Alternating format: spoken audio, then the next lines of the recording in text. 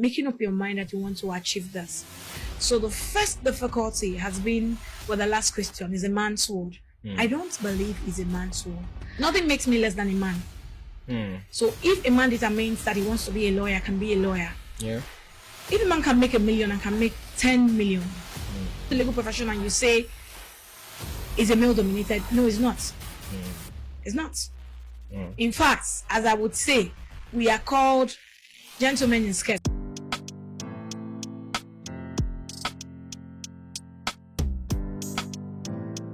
All right, it feels so good to have you today on the Let's Talk Show. My name is Elvis Vitalis, and yes, today I will be talking to you guys on a lot that has to do with career. But before I go further, I have a guest who is so amicable, who is renowned in a profession, who has carved a niche for herself and doing so well. I cannot wait to introduce you who she is. All right. Now, let me start by giving you a tip of who she is, and of course, letting you know her name, and afterwards, reading you a bit of her profile that would actually guide you to knowing who she is. Because I certainly know that a lot of persons will want to start Googling and finding out if what I'm saying is correct. Obviously, it is. It is correct. Feel free to do the needful. Now, I have with me a guest. She goes by the name Mrs. Gloria Anuri Ohia Esquire. She is a lawyer, and she is a seasoned dispute resolution practitioner with a proven track record of resolving complex disputes efficiently. And her expertise lies in a wide range of areas, which include commercial, family, construction, insurance, land and intellectual property disputes. Now, going professionally, she has earned a lot, ranging from Chartered Institute of Arbitrators, CIAROB, UK, as a member, Institute of Chartered Mediators and Conciliators, ICMC, as a faculty member, River State Multi-Door Courthouse, Accreditor, Neutral, Federal High Court of Nigeria, Accredited, Neutral, Nigeria Bar Association, National Dispute Resolution Committee as a member, Nigeria Bar Association, Port Harcourt Branch Mediation as a committee secretary. Ladies and gentlemen, I have with me in the building Mrs. Gloria Anuri Ohia Esquire. It's a pleasure having you, ma'am. It's a pleasure being here. Thank you for having me. Having read all of this you have achieved, I'd want to start with asking, how are you doing? Truly, it's a vital question to ask. Yes. You know, so many times people don't get to ask, how are you doing in return? So I'm going to answer, I'm doing greatly, thank you, and how are you too? I am doing very fine. And the second question, how did you achieve so much? I mean, going through your profile, like I said off camera, I said, if only so many females would dare themselves to really achieve this, I certainly know that there is no limit to what they can achieve. Because for you to have set the bar this high, that means every other willing individual who's a female can actually do more, or probably close to what you have achieved. True. Right? And now that drives us to the question, how are you being able to pull through all of this, knowing fully well that this is a man's world? Again. Okay. As I said off camera. Yeah. I don't belong to school of thought that says it's a man's sword. I know I might have people out there who disagree with me. It's up to you to disagree or agree. Yeah. But it's a word for all of us. Okay. You know, you choose your paths, you walk through it, and you live with the consequences of your choices. True. So being here, it's because I wanted to. And by God's grace, I'm here. You know, it's one thing to look at people and say this is what they've achieved without going back to, know what it is that they had to do to be there. Yeah. Being a lawyer for me has always been my thing. Nobody drove me to being a lawyer. You know, sometimes you hear, because my mommy said I should be a lawyer, my mom said I should be a lawyer. You know, I remember the soap opera when I was much, much younger, Crown Courts. It was a foreign soap. And I would just wait for them. I know that at some point, you get people get up to say, objection, my lord. Yeah. So I'll wait. At that time, I'll just get up to say, objection, my lord. I didn't know what it was. Yeah. So I started asking, and then, my mom said there are lawyers, and they were impeccably dressed. Fine jackets, white, beads, collars, wig. Yeah. It was beautiful for me. And that was how I got interested in becoming a lawyer. And so school life came. I just had my path clearly. This is what I wanted to do. Okay. And then got into uni, did it, law school, youth service, came out, started practice. And then over time, I was called in 2004, by the way. Wow. So it's been 20 years of practice. I used to be a courtroom lawyer. Strictly so, courtroom lawyer, litigation, my life, within and outside jurisdiction. Okay. But today, presently, just like you took a bit of my profile, I do majorly ADR, that's alternative dispute resolution. Okay. And is one way to resolve disputes because you save costs. Yeah. You save relationship. If I go to court, it's a win-lose, and the loser is never happy. True. But here at the mediation place, what we do is resolve disputes amicably. It's a win-win situation for everybody. For both parties. So we save relationships, we save costs, we save time. The session will not hold you, no. It's not like adjournment and all of that. I've carved a niche for myself, not just in an area, but an area that I see working. Yeah. An area that I see helping people resolve disputes. Okay. So how was it with your family, your parents? Were they so much in support of, what you were going? Because I know back then, for the bloomers, that happens to be our parents and grandparents, back then it's usually, like I said, the world for the male. Right? Most persons will be like, she's a female, she doesn't need to go to school, she should be in the farm, she should be married off and all of that. But was this same case yours? Was it different from yours? So I had parents who were educated. Okay. So, my mom is still alive, so my dad was educated. And then, in fact, my mom was a teacher. So, it was a strict home. Okay. And truth is, I belong to a family of 7. Wow. And in the 7 were 6 girls and just a brother. Wow. So, going to school for the girls was a thing to do. And I guess I use this opportunity because I don't know who will be hearing me to say, it's not business as usual. It's not business as usual. I'm coordinator of African Women Lawyers, River State. And one thing I know I preach is, women, our place is not in the kitchen. Our place is not in the farm. Our place is everywhere that we want to be. Yeah. Our place is in the office. Our place is in the government house. Our place is in presidency. Our place is in the kitchen. Our place is in the maternity ward. Our place is in the market. Our place is as far as we can spread our hands if we have the opportunity to. Yeah. Oh, this is beautiful. So what has been your difficult story as a lawyer, and how did you scale through it? Difficult. Yes, because a lot of persons want to hear this part, as much as we keep reading the profile, it's very interesting, and everybody will be like, is it this easy? You have to let them know that, come on, it's not as rosy as you think.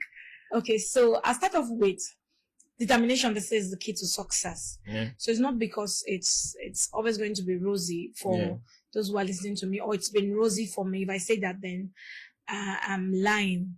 It's not also a walk in the park, but then it's, like I said, making up your mind that you want to achieve this. So the first difficulty has been, the last question is a man's word. I don't believe it's a man's word. I went to an all-girls secondary school, and amongst myself, my classmate friends, I would always say, nothing makes me less than a man. So if a man determines that he wants to be a lawyer, can be a lawyer. Yeah. If a man can make $1 million and can make 10 million. So first and foremost is that struggle with being who you want to be, as against others believe that is a man's soul. Or you come to legal profession and you say it's a male dominated. No, it's not. It's not. In fact, as I would say, we are called gentlemen in skirts, so we are all men. So let's take it from that angle. All right. So dealing with that, I'm feeling like, clients come and they feel that, okay, this matter is tough. Maybe I should look for a new one. Yeah. So it was a challenge. So, but when they see that, you can crack all. So you've taken yourself out of that. Yeah. So the first challenge is putting yourself out there as, this is who I am. Yeah. I can do this irrespective of the gender.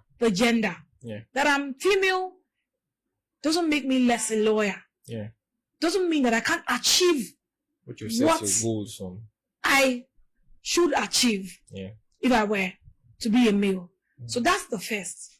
Then a male could decide to hang out, see someone, get briefs there, and do things. And for a female, what are you doing here by this time of the day? No, it's not a thing. There's this, like a regimented lifestyle for a female. Like, okay, you go here from here, you go to the office, you go home, you take care of family. Kids and everything, It's work-life balance is only for the woman. For the man, his life is okay. There was no restriction. So, breaking through all of that. Then, when it comes to the deals in itself, some people are like, oh, this is a big deal. It should be for a male. Or this man will not agree to play ball.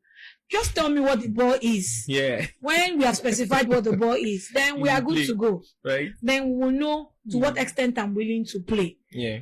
So it's just about determining that this is what I want to do. Going ahead to do it. Doing trainings. I'm out tomorrow for CIR conference. It's only in Abuja. Okay. If a man can go for the conference, I should go for the conference. When I go to the conference, what will I do? I will network. So the challenge is when you lay back. That's okay, let them go. They are male. So you go out. You will network. We got male and female. Yeah. If it's something that is an opportunity for male, it's an opportunity for all of us. True. I'm available. So sometimes it's not making yourself available. Thinking that even to yourself, I shouldn't go this far because I'm a female. So those are the challenges, beating those odds. It's a cliche for me. But that's where we are. So living above those ties that have been around us as females for some time, I can say that's been my greatest challenge. Okay. But then I've weathered the storm. I've said a lot of time I hear people say to me, you're a strong woman. And I say, no, it's just determining that I can do this. So it's not because you won't see the challenges, but trust me, our male counterparts go through the same challenge.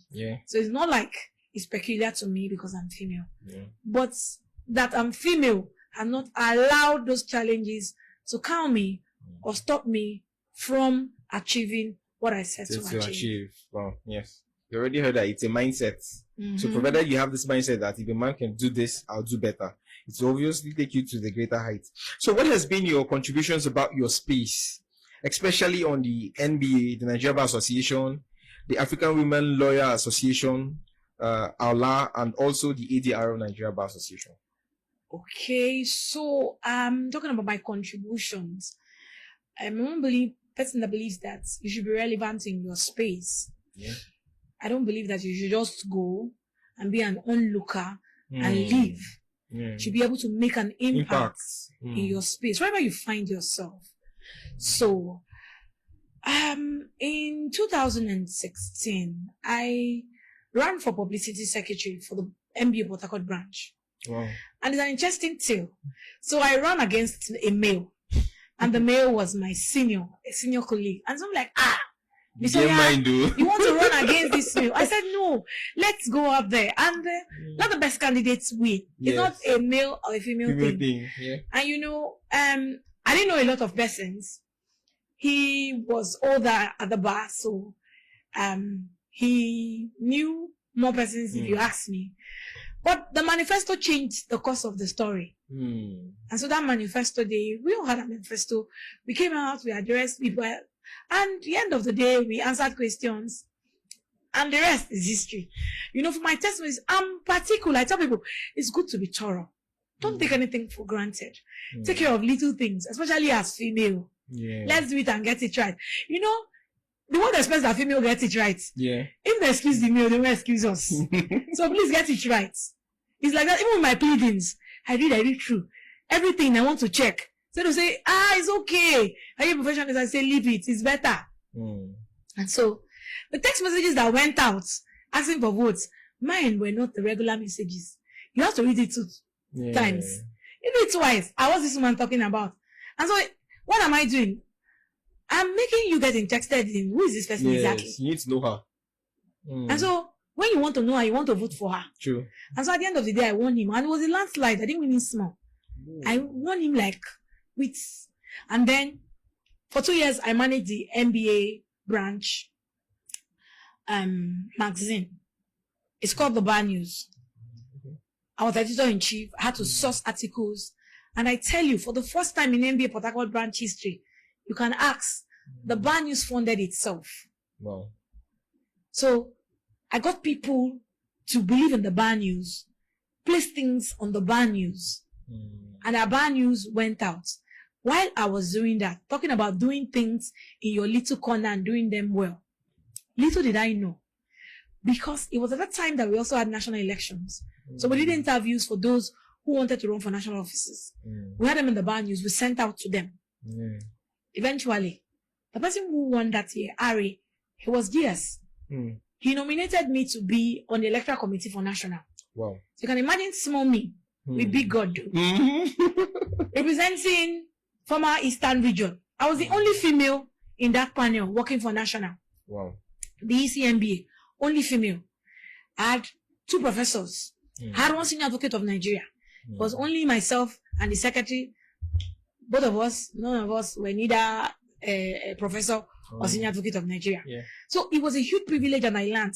In fact, it was Tunde Busari SAN that was on that committee that worked with me, that talked to me about being an arbitrator. And today I'm an arbitrator. So you see how the networking and how the work that you do improves you. And from that national office, today I'm a member of the National ADRO Committee, neutrals in the different areas that you had mentioned. That's me improving the ADRO work. We are accredited, the mediation place, which I'm the team lead, we are accredited multi-door courthouse ADRO center. Okay. The day that the Chief Judge, Simeon Amadi, Chief Judge of Rivers State, gave us a certificate, he said to everybody that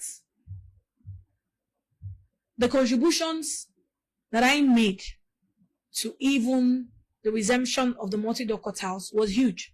I wrote proposals. I thought this is best that we have a multi-door courthouse in Rivers State. Let us start. What is a multi-door courthouse? A multi-door courthouse, like the name suggests, is where you have different doors to resolving disputes. Unlike what we have, if you go to the courtroom, is litigation, one door. But the multi-door courthouse allows you to resolve disputes, whether via mediation, arbitration, early warning signs, mutual evaluation, and so many of it. Different offices to this. Yes, different doors to resolving disputes. And you cannot talk about mediation or ADR in River State today without talking about the mediation place or Gloria Ohia. So that's hard work. We didn't need, we're like a lone voice in the wilderness. Who knew me with litigation? We say, Ms. Zoya, don't, litigation will die, oh. We know you in court and now you can be, don't. But I said to them, I'm not leaving it, but I want to carve a niche for myself here. Right now, I only go to court if it's very necessary. I know how many times I go to court, but then we're resolving disputes. Now, having moved away from the courtroom for a while, and I certainly know that your counterparts over there will definitely miss you. Do you have somebody who is filling that gap already? Of course. Of course, that's someone filling the gap. And besides, it's not like I don't go to court at all. I do if I have to. Like I said, I've done it 20 years. So, but if I tell my story of how I decided to have a niche for myself in ADRO, it's actually one that is touchy. I say it every time I do a training for ICMC, like where I'm a faculty member. So a matter came to me from a man, a true life story. And it came with WhatsApp printouts of a conversation between his wife and another man. And in one of the chats, the woman said to the man, I'm not able to come out, my husband is around. And a few other things like that. So the man came and said, my wife is cheating on me. I'm done. And I said, for these reasons, did you talk to your wife? And he said, no, you don't know my wife. He printed them. What happened? He also taught me personal lessons. So he had his Wi-Fi on. The wife came back, went off her personal data and hooked on his Wi-Fi.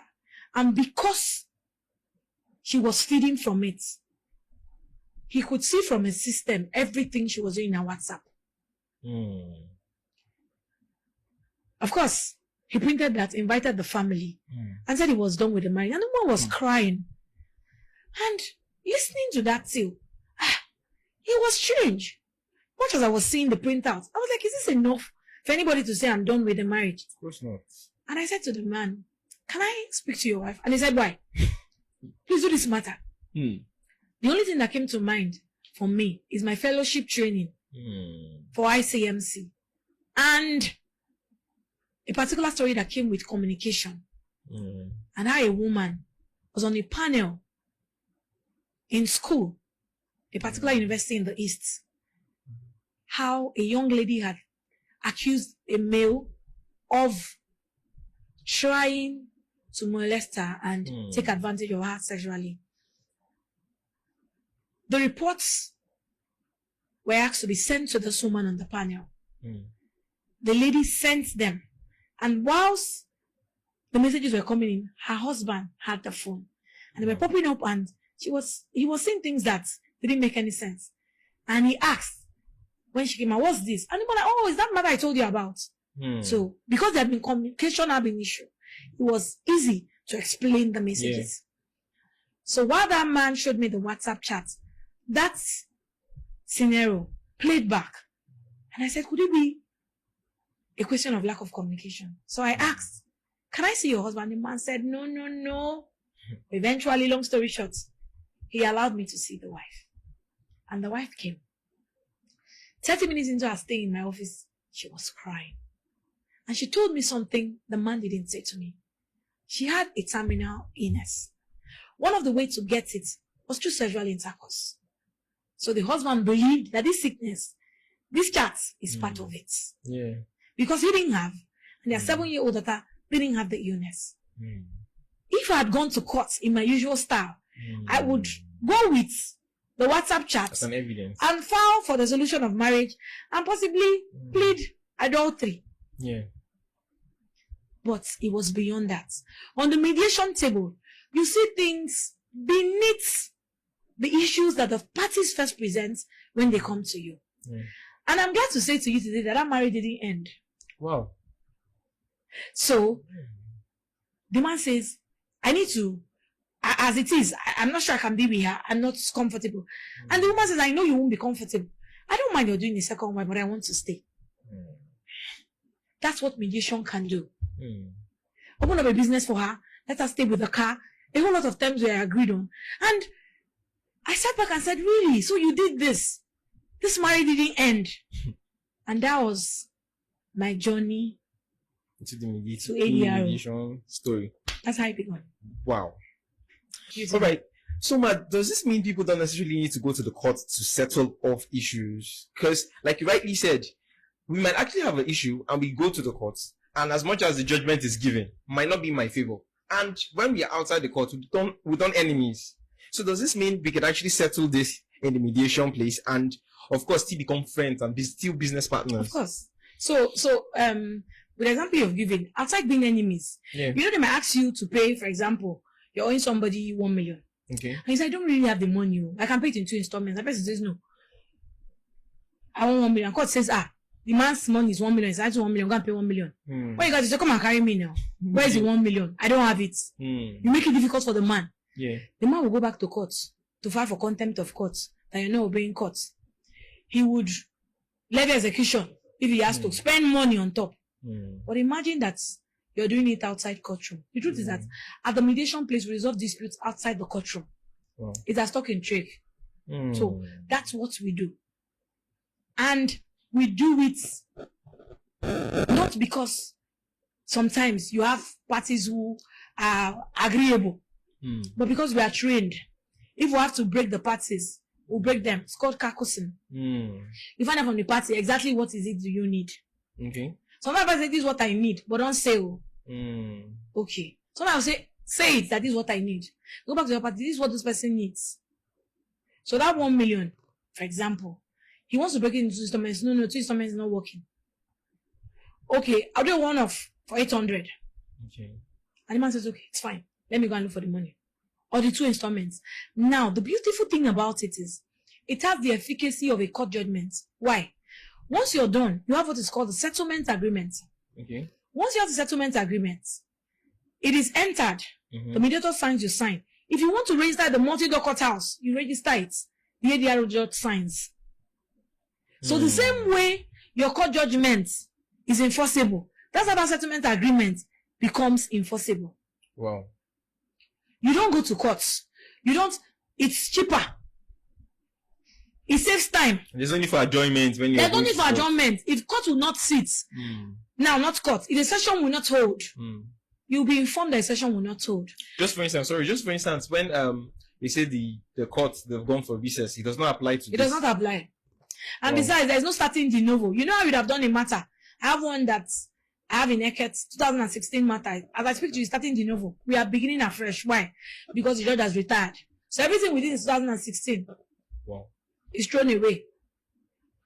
So we're starting afresh all over to call witnesses, to tender documents, to travel through that bad road. But I know the session, it's first and foremost in a serene environment. You choose where you want to, depending on how many parties you have. Okay. They choose who their mediators will be. When you're at the mediation place, we'll have a list of our mediators. Their areas of specialization. So you pick. You make a choice. Not like you want to CJ will assign your matter to the judge, whether you like the judge or don't like the judge. You pick. And besides, another beautiful thing is that you also reschedule with your timing. You could do weekend hearing. I'm not free during the week. It could be evening. You could do online. This man is in Lagos. I'm here. So we do online. We'll pick a date and everybody meets. And then resolve the disputes. I hear you, you hear me. And then the most beautiful thing for me that we do is post-mediation. A lot of times, the things that we go through is out of trauma, out of depression, especially when it's a family matter. Yeah. Like that lady. So, find a situation where I see that this person has been traumatized. The person doesn't shout just because the person wants to shout. Something triggers it. Wow, this is beautiful. This is beautiful. Of course, to our beautiful listeners and viewers who probably have not really come across this is an opportunity for you to actually try this. And with so many testimonies on their platform, it certainly will wow you. And I'm moving forward to the question, how have you been able to, fix yourself everywhere? Try to put balance, try to create a balance between your work, your business, your personal life. How? Sometimes I look at it and be like, is this even possible? Going by your profile, would you even be sleeping complete 8 hours? How do you even do this? Work-life balance for me, it's everything. It's everything. Okay, so my last child is 13. Okay. And she started school. It was crèche though, at 4 months. Wow. Why? Because I needed to be at work. It's different today. They are big girls. And I had a boss at the time when I was still making babies. So my first antenatal I did Tuesday. And because at the beginning of the week, I will go back to the office. I readjusted. We're talking about balance. Yeah. So you readjust. Work-life balance is readjusting, adjusting, learning, relearning, unlearning. See, you find what works for you. True. And so for the other, I did Friday. So from antenatal, I've gone home. I knew what works for you. From school runs. Afternoon. I know what's far to take home. I know that, okay, right now I would hardly take work home unless the pressure is. But then I will take home because I have target to meet. Okay. So once I'm done with the kids, put everybody, I settled hobby, settled the children, home front ready, I lock up. And off I go. I have to finish and come out. Wow. The times when I did outside jurisdiction, like Bayelsa, I will get to Bayelsa before 9. Wow. Yes, meet up with cost, drop my kids and meet up. When I have to carry sterilizing kits, carry this, carry that, carry change of clothes, carry diaper, if I'm not coming back, I'm calling, please, I'm not coming by 3 today, I'll come by 4. So knowing that I have a target, I'll meet up. As I said earlier, I find it offensive when I hear that female lawyers are not employed because there's a tendency they will get married, get pregnant, or you ask somebody, are you married? Or do you have children? It offends me. Because I'm a living example that I was still making babies when I was working. I was working before I got married. Didn't stop it. I made my children and it didn't stop work. In fact, my children are all the motivation I need to work hard. Wow. Because they look up to you. Yeah, true. Male or female, you're their role model. The first role model. So you don't have any excuse to fail. I speak to every woman out there. You don't have any excuse to fail. Your children cannot be excused. If you can't cope at the moment, look for something that engages you and keeps you busy. At a time when they are up that you can take them to school or whatever, you must, of course, have some consensus with your spouse. So beginning, even before you marry, let's now say it, you cannot be with someone who does not encourage your aspirations, your visions, your dreams. So let it be the first basis of discussion. There are things that love cannot put through. My definition of love is understanding obligations and limitations. I'm obligated to do this. And I can't do this. These are my limits because I'm married. That's love for me. Mutual respect. It's beyond emotions. Emotions will not carry you. That's the truth. So knowing that this is what I should do. And so this is my spouse to be. I'm engaging you. This is what I want to do. This is how far I want to go. Will I get your support? Let me get your own too. And let me be able to support you. It's a mutual thing. So with that support, you'll be able to do your thing. So I try to balance it. I don't let anything suffer. Today, I resumed work at about 11. Ordinarily, I resume work at 8. Why? Because I'm traveling tomorrow. It's a big, long conference. As I get back, my kids are going back to school. So that was me trying to balance everything. Trying to balance the thing. Like, okay, what do we need to do? What is this? Okay, any challenge with this? We've been at home all through the weekend though. But still, making them understand, oh, I'm doing this for you. I'm giving that child a sense of belonging. It's not just her weekend because she was at home. She's giving me this time. And that's because I'm not in court today. I don't have any session this morning. My first appointment was for 11. So, because I know I will keep it, I had to do that. While I'm away, they understand that our mommy has given us time. I will call home. I'll find out how you are doing. I'll put everything in place. In the office, I'll put everything in place. You will do this. While I'm away, I'm monitoring your tasks. Give me reports on this. So nothing suffers. At the end of the day, it's creating balance. Nothing suffers. Within your means. Then, of course, you take care of yourself. I have my cheat days, things I do to relax. And so I just do them. In everything, you juggle, work, life, family, and then you create balance. So it's possible. Very possible. Okay. Very possible. You already heard her, how she does it. It's very, very possible. And lastly, before I let you go, what is your advice to every young lady out there who tends to, climb the stairs of success, but might not really know how to do it, regardless the particular discipline they face? I would not really center it on law, because there's so many ladies out there who still want to be engineer, who wants to become an engineer, a lawyer, a doctor, whatever profession they chose to, but don't know exactly how to. And to some of them, they feel that, just like you rightly said, that this is really not a man's world. To some of them, they feel, I want to become an engineer, but it's more of a man's thing. And even if I want to, or even if I have gathered the knowledge and the certificate, I would not be giving that attention because I'm not a man. What's your advice to them? Okay, so just like you said, let me start with your last statement. My first advice would be change your mindset. Don't go believing that because I'm not a man, I won't get it. Please. I can dash you some of my belief. Take my own. Believe in yourself. If a man can do it, you can do it. How far you say is how far you can go. this is what I want to become. Mm. Put work to it. A lot of times we say and we don't put any action to it. You just say and you're laid back. It doesn't just happen.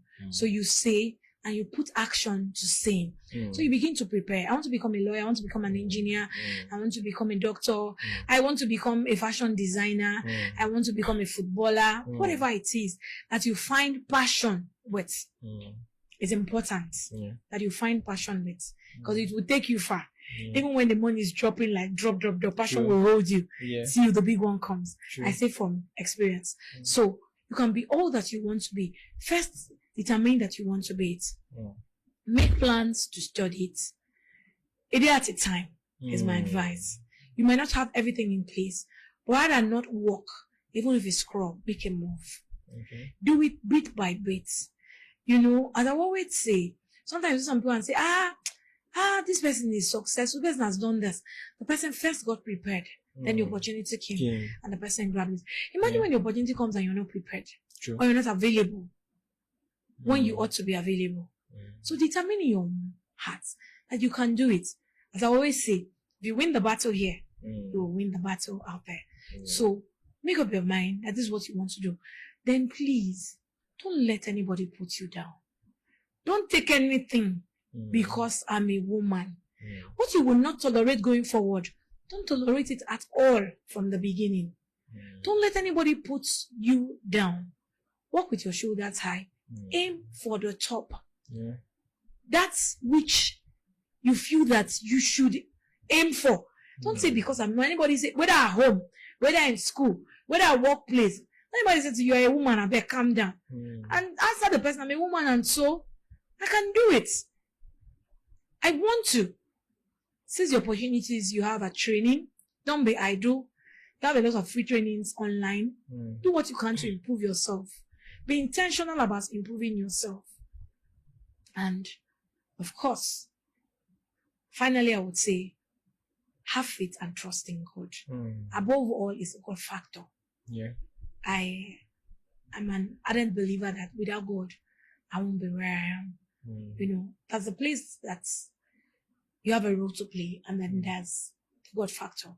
So, through and through, you must believe that God will come through for you. Sure. Thank you so much for your time. Thank you so much for all you said. I feel so inspired right now. I honestly feel.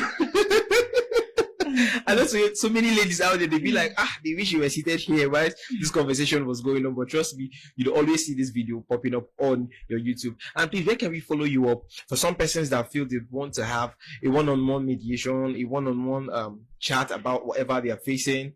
Are you on social media? Where can we find you? So it's just at the mediation place. The D is letter D, not CHE.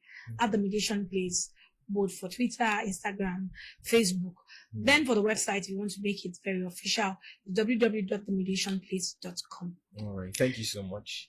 Thank you. You already heard it from the horses. You know how and where to find them. And of course, don't forget to follow us up on all social media platforms at Tipok TV. And you might just be so lucky we get to single you out and then have a one-on-one chat as well with you. At this junction, I'll be joining the curtain close. Until I come your way on the next episode, it's a bye.